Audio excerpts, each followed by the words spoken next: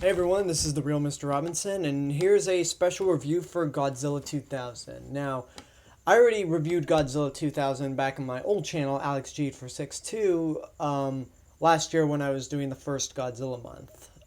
But I'm reviewing Godzilla 2000 again because with the recent Blu-ray that came out, the Japanese version, the longer Japanese version, has been available for US audiences for the first time. So I've had a chance to see the Japanese version for the first time, and I'm now going to talk about it. So this review is going to be more of a comparison of the two versions rather than a straight up review. But basically, Godzilla 2000 is a relaunch of Godzilla from basically relaunched the King of the Monsters into the Millennium series after the devastating Roland Emmerich movie that, you know, after the 2014 movie, I'm actually a little more forgiving of. I mean, it's still bad, but I don't know. The wounds are healed, basically, but that's getting distracted.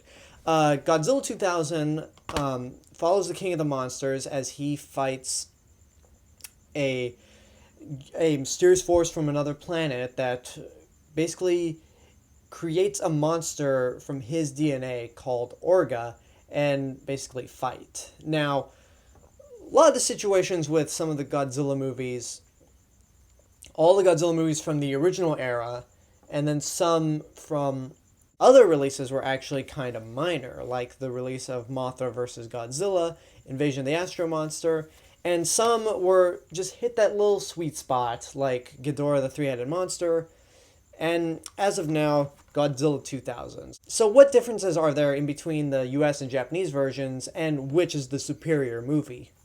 Because a lot of the times, the US version is the more inferior version. I mean, Godzilla is better than Godzilla King of the Monsters.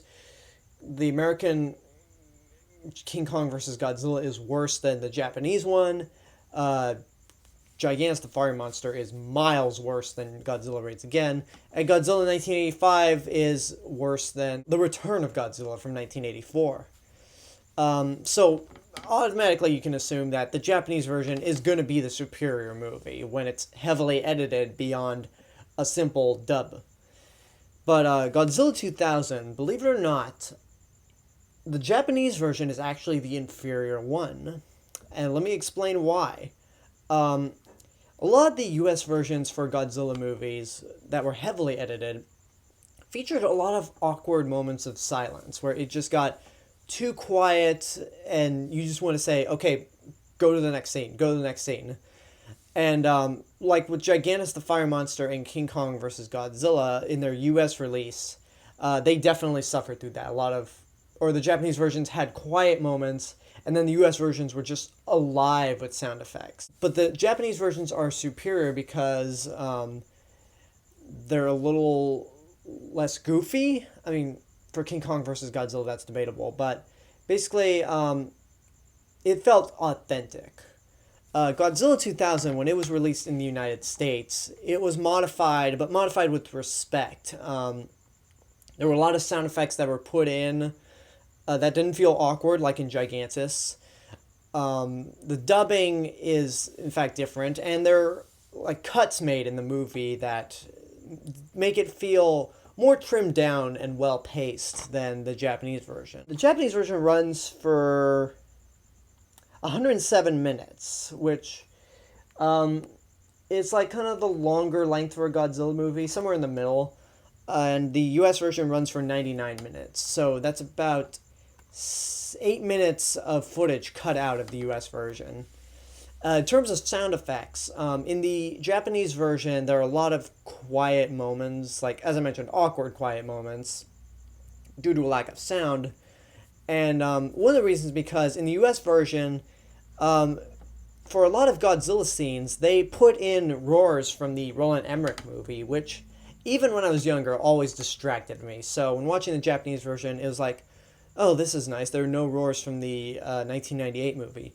But the UFO sound effects and the sound effects from Orga are completely different. The UFO sound effects, it's a little more ominous and quiet, where in the Japanese version, whereas in the US version, it's kind of a generic too, and I mean, nothing wrong with that. It makes the movie feel a little more alive, but yeah, definitely different sound effects, and Orga sounds a lot more menacing in the US version than he does in the Japanese version, which, if you're curious what Orga sounds like in the Japanese version, play Godzilla, Destroy All Monsters Melee, Save the Earth, and Unleashed, and that's pretty much what Orga sounds like. Kind of threatening, but has some high-pitched squeals that don't make him sound as threatening in the US version. Another thing is, like, the music is slightly different. The music is similar to the US version of Ghidorah the Three-Headed Monster. Well, kind of.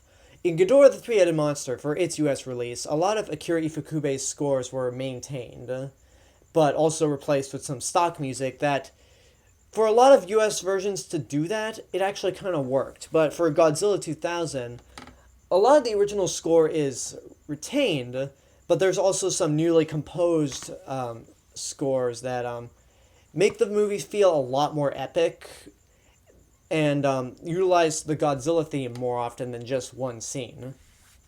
Although for some reason, at the end of the movie, the original compositions utilize a rearranged version of the Rodan theme, which Rodan is nowhere to be seen in Godzilla 2000, so I don't really know why that's there.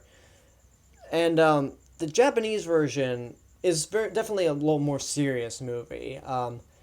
All the dubbing in the US version had a very tongue-in-cheek feel to it. But it was still authentic to the original Japanese translation. I mean, not a direct translation, but definitely respectable enough to where they just don't completely dick it over like they did with Godzilla Raids Again. But in the Japanese version, it is a lot more serious. The infamous crap through a goose line is not there. When one of the main characters uses the word imbecile a lot, like, what is this, the imbecile rate? That's not in the Japanese version.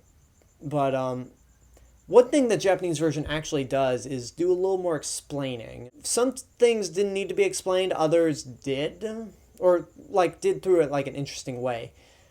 For the Godzilla Prediction Network base, we get to see, get the idea that this is just basically some little cheap thing that a washed-up father and his daughter just cooked up, and they're basically working independent, out from, a small factory, refinery, something. So there's a scene where the woman, after asking directions for where to go, she walks through a small area. It shows, they have to hide out in a factory attic and can't afford their own place, really. So that's not really necessary, but kind of interesting. One thing that's even more interesting is more of an explanation of what the aliens plan to do to the world. During the scene where the dad and the kid have to get the woman out, the photographer, out of a building as she's trying to figure out what the aliens are up to. Once he tells them to get out and he's trying to figure it out and then leaves, the computers screen this word called millennium. And then the aliens show more pictures throughout TV screens all over Tokyo and through other computers that their goal is to create a new empire. For every millennium, they want to basically create a new world. And when you do that in a world where Godzilla's around, chances are you're not going to come out on top. So those are all kind of the interesting changes that the US version made to the original Japanese version. The Japanese version, it's not bad, but it definitely could have used a better editor. It's still definitely fast-paced. It's still an entertaining Godzilla movie. One of my, runners-up for favorite Godzilla movies. And I guess with the release of the 2014 movie, if you want to know what my favorite Godzilla movies are, just go to my list. It might be a top of the left if I include the 1954 version, but basically go to the video I made back in May, take out Godzilla Final Wars and place the 2014 Godzilla in between Godzilla against Mechagodzilla and Giant Monsters All Out Attack, and that's where the 2014 movie stands. But that's all I have to say about the Japanese version of Godzilla 2000. It's a movie I suggest you check out for yourself. If you're a fan of these kind of things, but you've never seen Godzilla 2000, you should check it out. And you should definitely check out the Japanese version if you're a Godzilla fan in the United States, just to like fill up on your Godzilla quota, because as of now, I've seen every version of all the Godzilla movies. I've seen the Japanese version of King Kong versus Godzilla. I've seen the Japanese version of The Return of Godzilla, and I've seen the Japanese version of Godzilla 2000. So basically, that's all I have to say.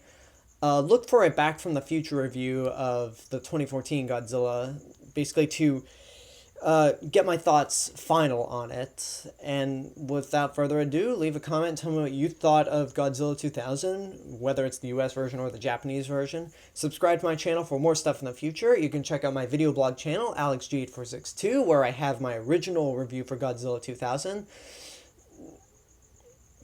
You can find links to my Facebook, Twitter, Facebook, Tumblr, and Instagram accounts on this YouTube page. Go check me out on letterboxd.com under the name Mr. Robinson, as well as my written reviews on Geeked Out Nation. Share with your friends and tell them about me. This is the real Mr. Robinson telling you there is only one. I'll see you guys later.